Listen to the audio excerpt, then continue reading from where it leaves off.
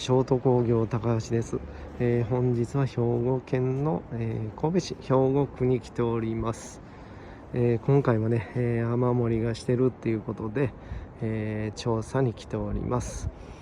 はい、今回はね賃貸物件ということで、住居さんからですね、雨が漏れてるから、直してほしいということで依頼を受けております。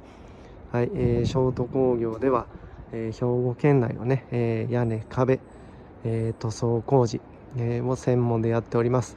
ぜひね、お困りの方、ショート工業ホームページで、LINE なんかでも簡単にお問い合わせできますので、よろしくお願いいたします。